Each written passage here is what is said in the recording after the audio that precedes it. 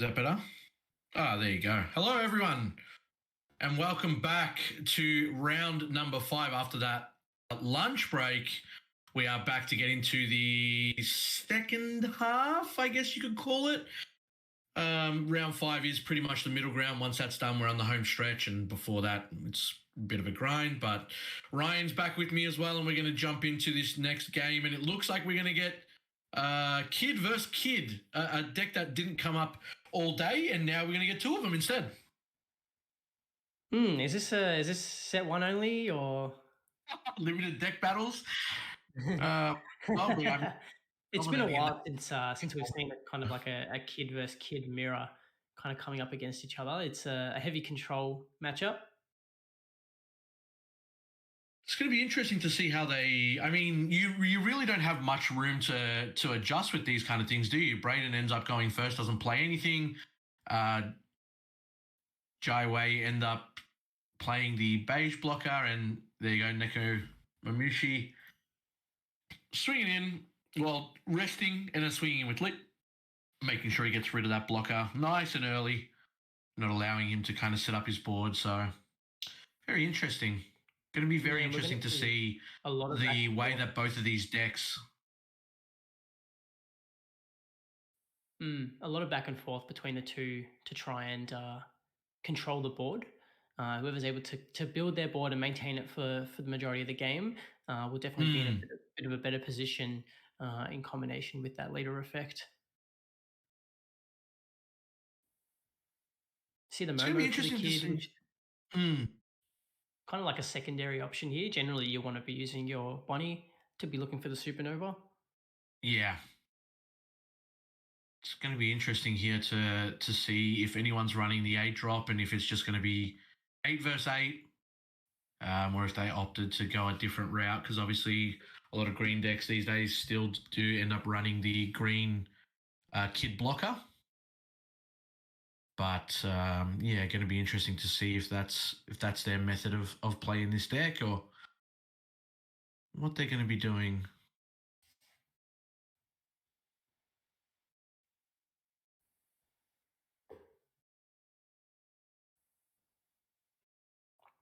These early turns for Kid, not really. They don't really shine here, do they? It's more later on when you get to like that 6-7 energy, or energy I say, but Don, you get to kind of play your bodies, and it's funny how we're seeing this meta now where people are just kind of like heat checking with their leader, not attaching Don, not kind of trying to do anything crazy. It's just almost an instant like swing with lead and see if they take it or they combo out, like the first thing that they do. Yeah, and a big kind of focus around this matchup is to build that hand size and build your board. We've seen a lot of kid mirrors where they opt not to swing into the leader just to kind of prevent them from taking cards into hand until you're in a really strong position that you can deal multiple damage and still defend yourself and just limit their resources. But yeah, we see Braydon take a really strong start with the 2 Bonnies on the field to be able to protect with the beige, and then you've got multiple ways to draw cards and start cycling through your deck for the pieces that you need. And yeah, Braydon actually opting to block with beige. Now it looks like he's going to play his own Momo. And what are we seeing coming down here? Yeah. I actually. It's the Riser. And the other one? It's the 5-drop law. That's the altar. Sorry. Yeah. Okay, yeah, that so makes you more play sense. the Momo to have a card to bounce back with the law, to then play the Riso. Riso will get a bit of value swinging into some of these Bonnies, being able to draw a card if there's another card in rest mode. And now if you're Braydon, do you really mind the situation that you're in? You can just rest both Bonnies, get 2 more cards. You know, they've been able to stick on the board this long. And then just kind of build that hand size, right? You're still on 4 life. You're not really in a threatening position. You've got, I think it's 8 Don now, and you'll still be able to swing with lead if you wanted to, depending on what you find. Yeah, definitely a comfortable position. If you can find a way to rest this Riso, then you're sitting pretty comfortably with he's got the 3-drop killer in hand also to be able to KO. So yeah, just taking his time. Most likely, yeah, starting with the Bonnie search just to see what other cards you can add to hand. Yeah. And he's going to find another one. Wow. More bunnies, more draws, more search. Yeah. Really opens up the amount of plays that you have available.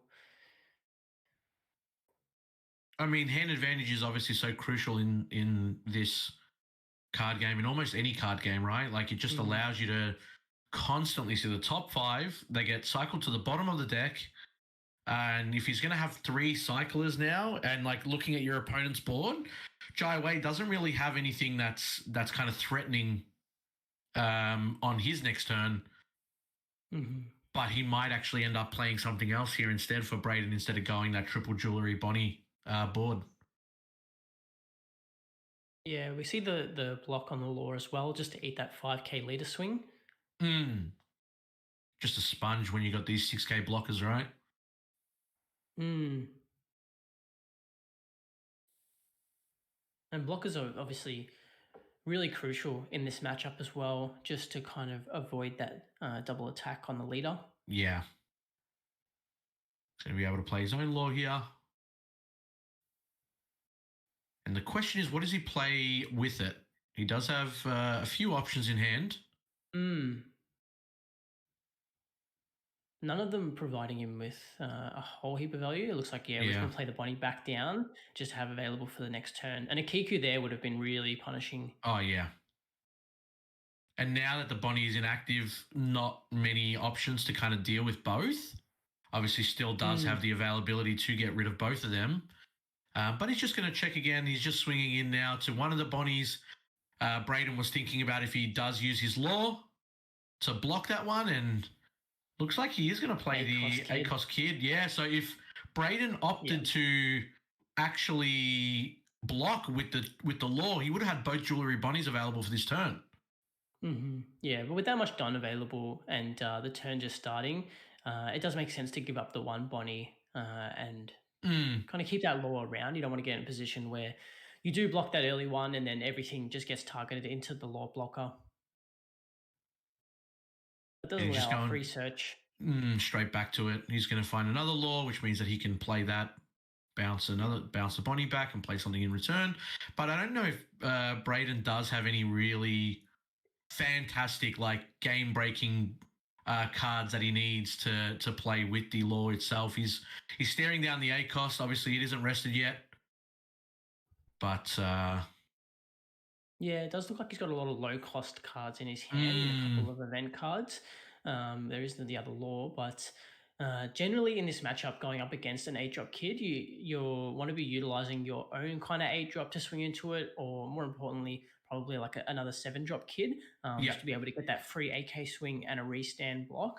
But right now, he's most likely going to have to utilize his leader to try and put pressure onto this 8-drop as soon as it gets rested.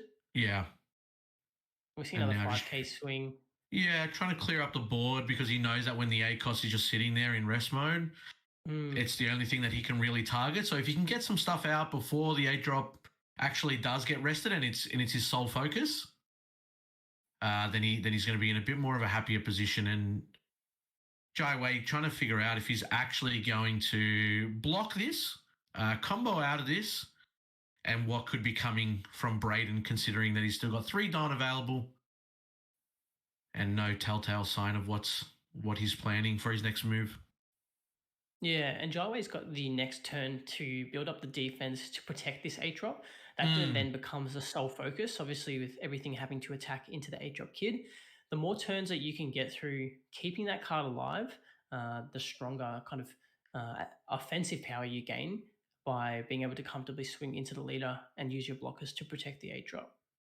And now Braydon got Jiawei to use the blocker, putting 2 Don under his own blocker to bait out a couple of cards out from Jiawei's hand. And very interesting turn here. Cards. Yeah, he did get the hand advantage back now, but he did lose that turn trying to get rid of everything. Yeah.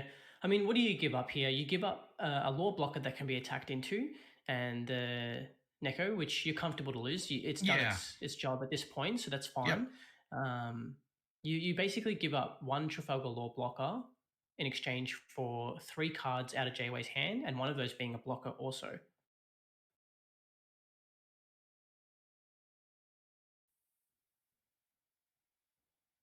But yeah, Braydon needs to find a way to be able to attack this 8 drop without such a large Don investment that's just going to get eaten up with some of these Yeah. blockers.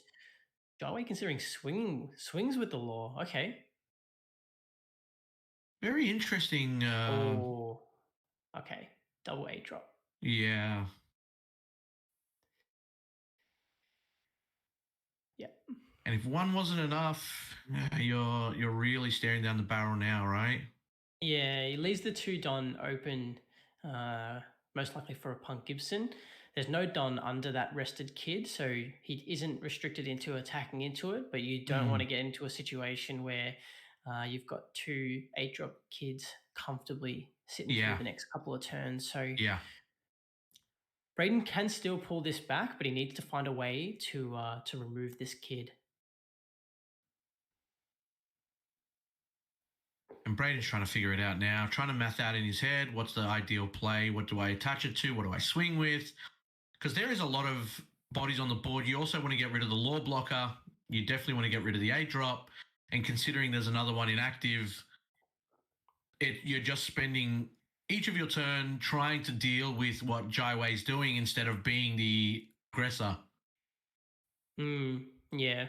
And with that 2 Don active, you basically need to sit around that 12k kind of mark to get the 2 cards out of hand. You don't want to swing for 11 and just get a Punk Gibson out that Yeah. rests your Neko and gets out of the attack for 1, and then from there you've just wasted 5 or 6 Don. Yeah.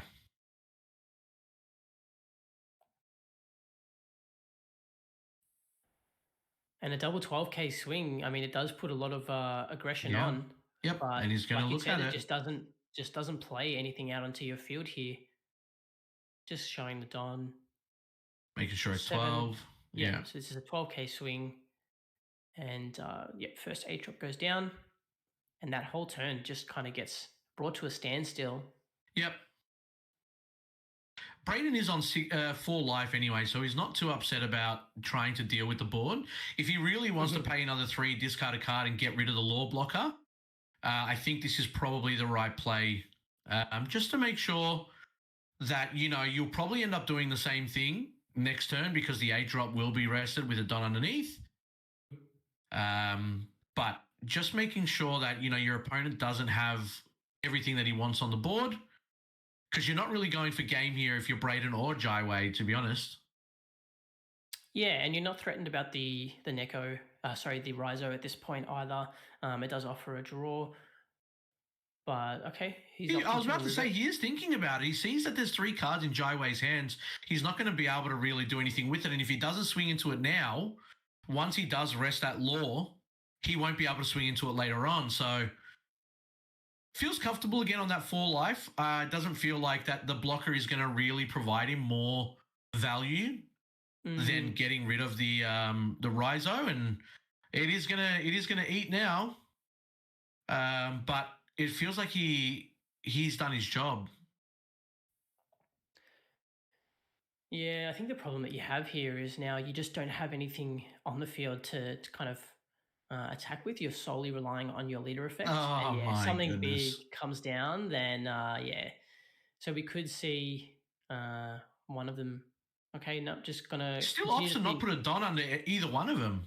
Yeah, just gonna focus on that Punk Gibson to try and slow down Braydon's turns until he's in a position where he's got enough blockers that these 12k swings just get eaten up by blockers. 4 cards in Jiawei's hand. And I think he's Braydon's thinking is the same thing again. Do I put the Don underneath my leader? Do I try and get it in the first swing? And if I do, then you don't untap the leader. You just maybe play a blocker yourself. And yeah, it looks like he's planning to do the same thing. Yeah. Oh, maybe not. Actually, he's thinking about it now. It looks like he's got 6 separated, possibly 5. Trying to trying to decide what his best course of action is.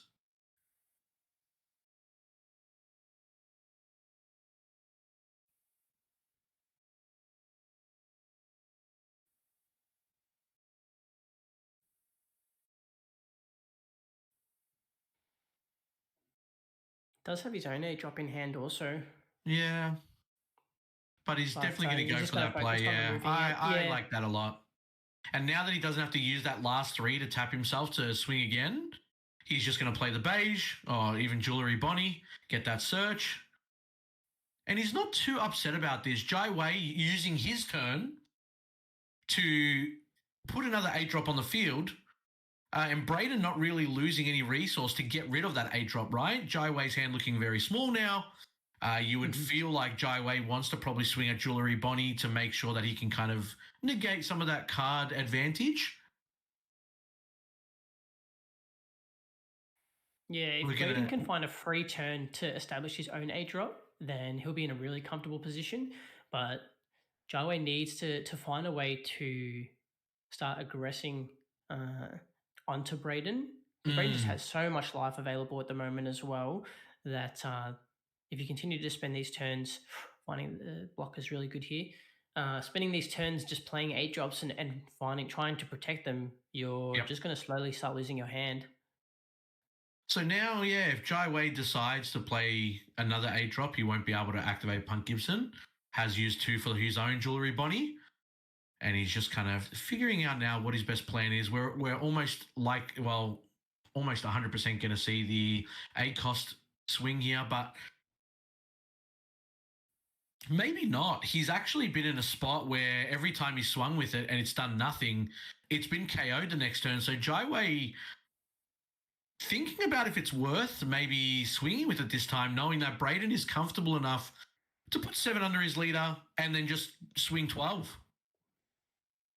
Yeah, there is a lot of situations where you leave the 8 drop kid alive and leave the rest of your kind of blockers and stuff in active mode, and force your opponent to swing into your life and give you some more cards. And then from then you've got a whole nother turn to set up the defense again to protect the 8 drop. But it just depends on the cards available to Jiawei. A 5 drop law would be really powerful to bounce the Bonnie back. Yep. And both players have the same ability to get rid of each player's 8 cost law, right? Braydon obviously can put 7 under his leader and swing with it. Jiawei can do the exact same on return. And it just really depends on where these players see their next turn going. And looks like he's going to play the law. He's going to bounce back to Jewelry Bonnie. Yeah. And play a beige instead. 1 under the... Yeah, and here you just get a free swing. Yeah. Your 8 drop's protected. So if Braydon's in it's really kind of unvaluable to swing 12k twice and have these attacks eaten up. And this is where it gets awkward because Jiawei still has the 2 Don available for the Punk Gibson. I was about to say, yeah, he's doing it on purpose, isn't he? Yeah, even like a 9k swing into this gets eaten up by a 2k. Anything up to like the 10s and 11s just absorbs by the Punk Gibson, and you save those blockers for the following turn. And with a 5k leader being the only thing available to attack with, that's at least 5, 6, 7 Don just to try and put pressure on this 8 drop kid. I feel like you have to just put 7 underneath the leader. You're probably going to get Jiawei to get out the beige and also the law blocker, but getting rid of both of them is pretty crucial right now. Otherwise, you're kind of letting him set up for his own turns, right? Jiawei still sitting at full life, feeling very, very comfortable right now. And Braydon, no real board presence. He does have a blocker. Nekomamushi's not going to really be anything there, but Jiawei, I think, feels a lot more comfortable in this position than Braydon does. I think Braydon needs to take this turn for his own 8 drop. Yeah. This is you got that free turn that I was talking about before where he didn't really put much pressure onto your leader. You need to take this situation to play your 8 drop, or personally, I think that you leave it in active mode. Mm. You do absorb some of the attacks that come from Jiawei's side the following turn, but then you get all of your Don back to be able to play your law, to establish your blockers, and try and gain control of the match.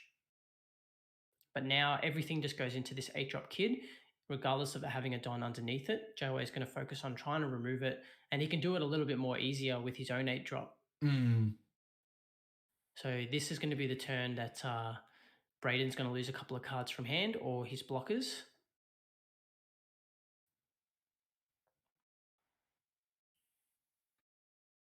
Yeah, I think Jiawei is just feeling very, very comfortable here. I don't really think he's feeling the pressure at all. He does see, obviously, his opponent's 8-cost kid now on the field, but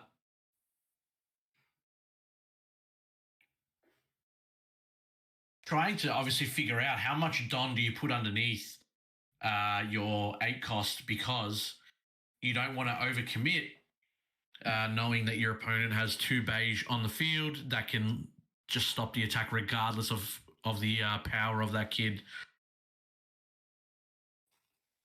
Yeah, I think the main focus is to keep it pretty low. You want to be swinging 8 into that 8-drop kid and just force these cards out of hand until he's in a position where he has to block. You don't need to swing 10, 11K and have it eaten up by the beige. Multiple 8K attacks get a little bit more value than one big one. And do you just swing with the kid for 8 and then start putting some Don underneath your leader? You're going to always put the Don underneath the 8-drop, so you might as well swing for 9. Yeah. And from there, you can kind of either focus on establishing more blockers to protect the kid, or some kind of combination of an AK swing into the 8-drop, perhaps even using the leader effect to swing twice and just get some more cards out of hand. Obviously, the 2 Don from Braydon does represent a Punk Gibson, which can rest the beige blocker.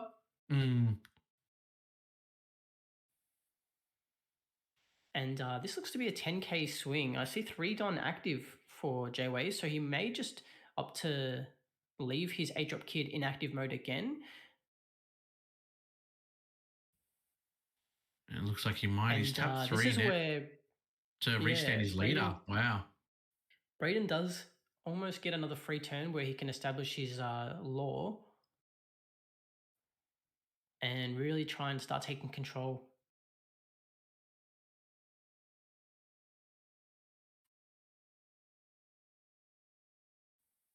Free attack on the Neko.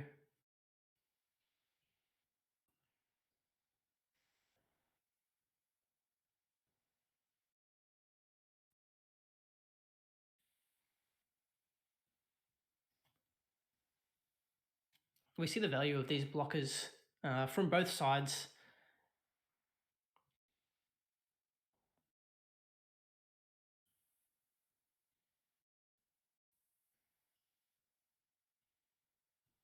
So much Don available to work with as well. Yeah. Just a 5K attack to remove the beige. Yeah, you don't want to see those blockers living through for a following turn.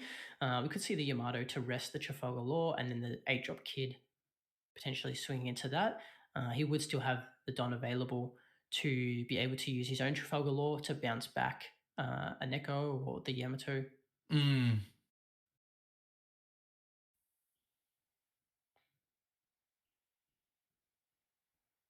Yeah, wow. Braydon cleaning up this board now. Yeah. He played that 8-drop at the perfect time. He had that free turn to be able to establish it.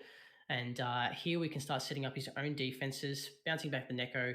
If you can play another blocker, but he doesn't look like he doesn't hasn't have got anything. Yeah, he just said another blocker there would have been so powerful, but opting to just keep the counter power in hand.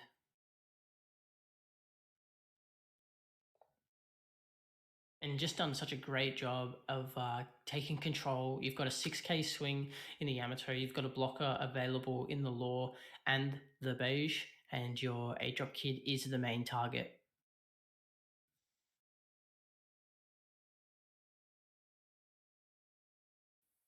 And now Jiawei has to take a book out of Braydon's hand and just swing 12 twice into try and removing this 8-drop kid.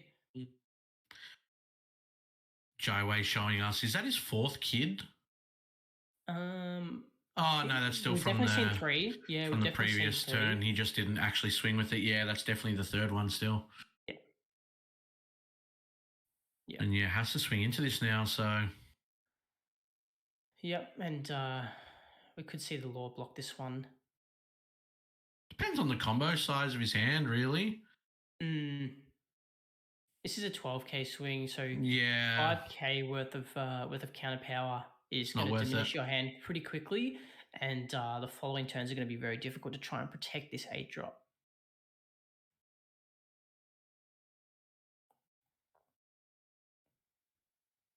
Yeah, off to block. And from here, yeah, you can really put a fair bit of pressure on Jiawei's hand. We obviously know that Braydon doesn't have a large amount of blockers available to him. Just now trying to really chip away at that. Swinging 5, wouldn't be shocked if he swings a 6 with Yamato now as well. But opting to go for the Momo route first. See if he can find anything.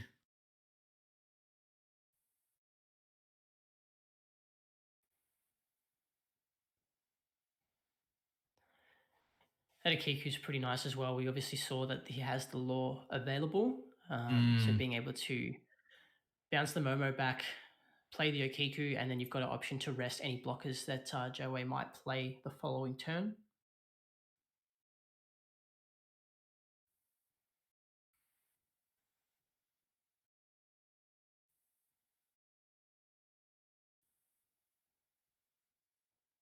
A 7k swing, either going to take the life or you're forced to lose 2 cards, followed by the 9k.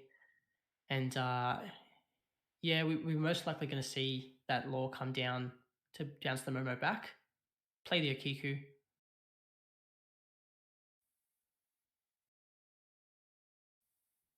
And Okay, choosing to opts to play play the the Momo Momo with again. the last one. Yeah, very Yeah. interesting. I would have thought you'd keep that card for the counter, but I guess he wants the following search the next turn. Still on 3 life, so sitting very comfortably for Braydon. Maybe feels like he doesn't really need to worry about keeping the counter size. Yeah. Jiawei now down to 1. Board looking pretty gross here. Yeah, and everything's going into this 8 drop kid here. So that 1k counter, it could be crucial in protecting this 8 drop. We did see last turn, I believe he had 5k worth of counter in his hand.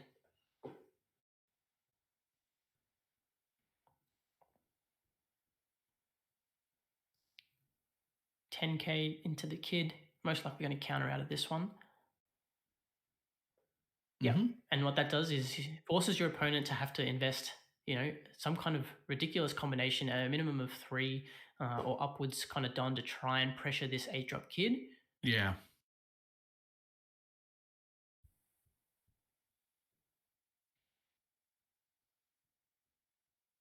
But Jiawei does need to establish some blockers here, otherwise he would just lose the following turn.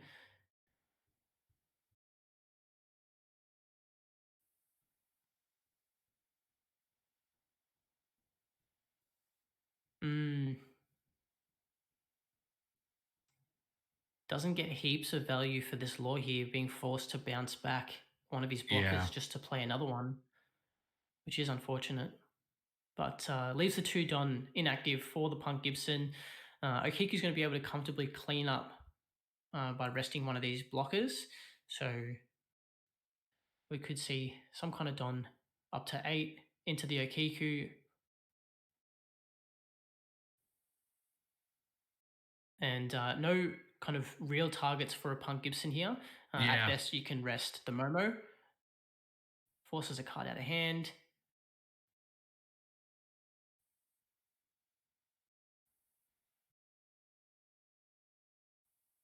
And he's just trying to figure out now what his best option is. He is tapping 2. Sides against it. Looks like he was tapping 2 for the Momo play, but doesn't really matter. He's got 1 on the field, which doesn't really equate to it. You probably still want to put 1 under Kid anyway. But having that 2 Don available and his hand still being at about 6 cards for Jiawei.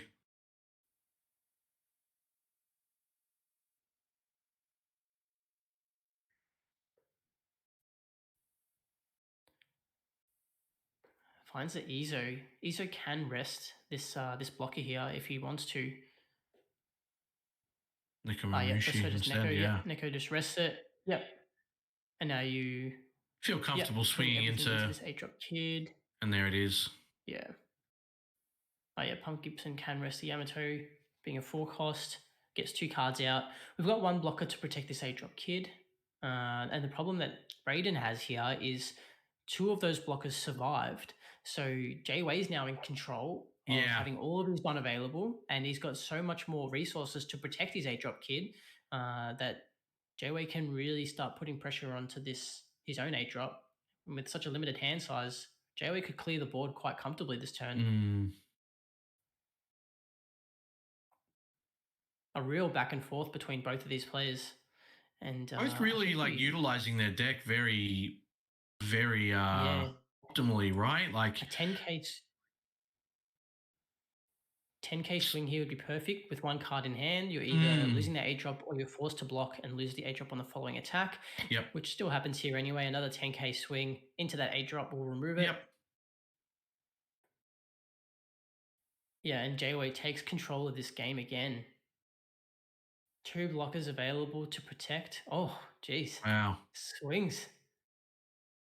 I guess the Okiku is going to rest one of those blockers, but yeah, does it really matter when you still got to go through the 8 cost?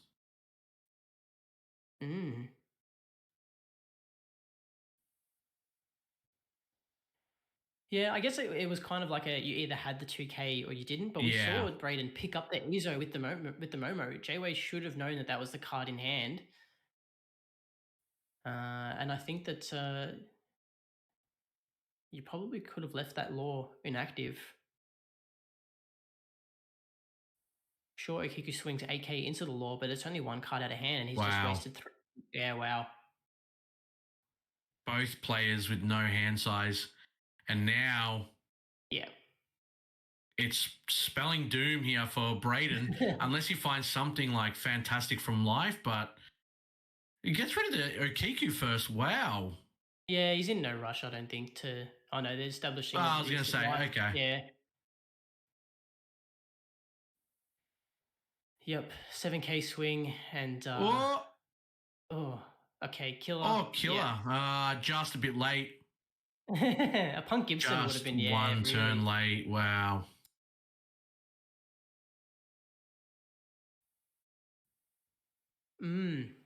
Very back and forth, wasn't it? Both players. Yeah, it really was. Gaining control and then losing it. You assume both players are running the Odin, but neither of them just being able to see it unless Jiawei's this full control kind of kid variant. But a good game nonetheless. Oh, absolutely. I mean, that just still shows you green is still powerful in this meta.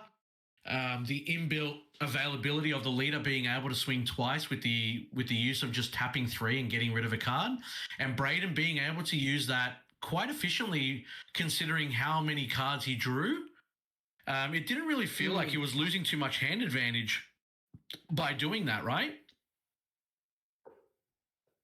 Yeah, absolutely. He was just slowly wiping off Jiawei's blockers and some cards in hand until he was in a position where he had a free turn to play his own 8-drop.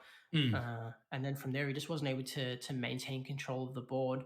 And once those 2 blockers came down from Jiawei and he was able to get through a turn without losing them, it was a lot more easier for him to put pressure on. But yeah, that is it from us, guys. That is round number 5 down in the books. It looks like we actually went to time on that one, so we won't be too far away from round number 6. Stay tuned. Take a quick break, a couple of minutes at max. And then Ryan and myself will be back with round number 6 coming your way in the next couple of minutes. Don't go too far away.